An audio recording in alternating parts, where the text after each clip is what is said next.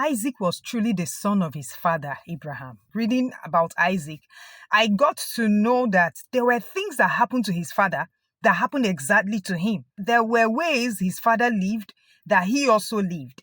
There were things his father did even before he was born that he also replicated after he was born. Number one, do you know that he had delay in childbirth?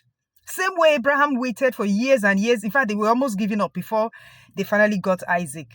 Do you know that Isaac also waited for years before they had children? Isaac got married at 40. It was 20 years after marriage that his wife Rebecca conceived and gave birth. Number two, Isaac was close to God. He was in constant communication with God. He did not leave it for his wife Rebecca to do. Genesis 25, verse 19. This is the account of the family of Isaac, the son of Abraham. When Isaac was 40 years old, he married Rebekah, the daughter of Bethuel.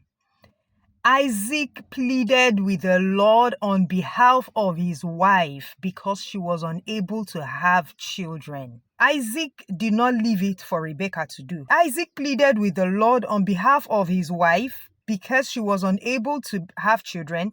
The Lord answered Isaac's prayer, and Rebekah became pregnant. Isaac prayed, the Lord answered. God wants you to stand in the gap. You are the head of the home. God wants to see you. Well, that's two. Number one, he waited for children like the same way his father waited. Number two, he also had this relationship with God. Number three, do you know that the exact same way Abraham lied to a king or two kings, that Sarah was his sister, not his wife? Do you know Isaac did exactly the same thing? Hey, let's read from the Bible. Genesis chapter 26, verse 1. A severe famine now struck the land as had happened before in Abraham's time. You see it? The same way it happened in the time of Abraham, that there was famine and he had to move to now be able to encounter those kings. That's the same way it happened in the time of Isaac. Let's read on.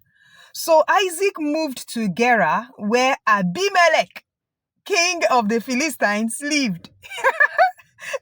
Same king Abimelech. The same king Abimelech. Now, I want to believe it is the same king Abimelech that Abraham met that was the same king Abimelech. Because I don't think Abimelech was a royal name that they will keep. The next king will also be Abimelech. But you know, in those days, there were kings, they made kings at 8 years.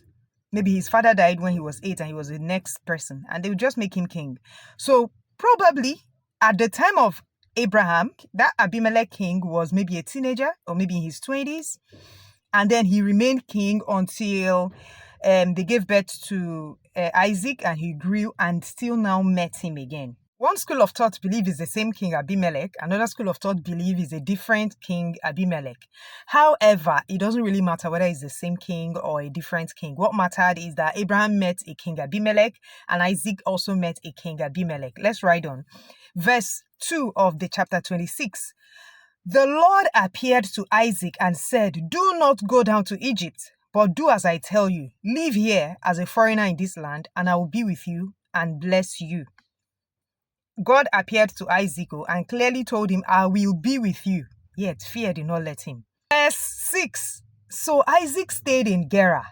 When the men who lived there asked Isaac about his wife Rebekah, he said, "She is my sister."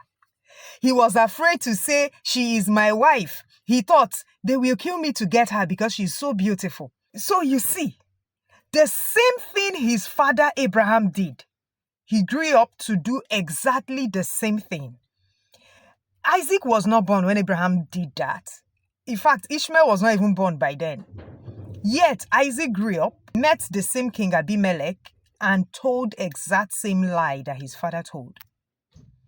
So it was as if he was just replicating his father's lifestyle. Another thing Abraham did that Isaac did was showing preference of one child over the other. We know Abraham loved Isaac over Ishmael. Of course, the Ishmael that he first had. But he loved Isaac because Isaac was the covenant child. He loved Isaac over the other. Isaac also, when he had his children, He preferred one over the other. He loved one over the other. See, when the lives we live, when we begin to understand that our children can also replicate these lives, maybe it will help us live better. Just think about how you live and ask yourself, if my daughter or if my son replicates everything I have done on earth, would you like that? Is that a good life?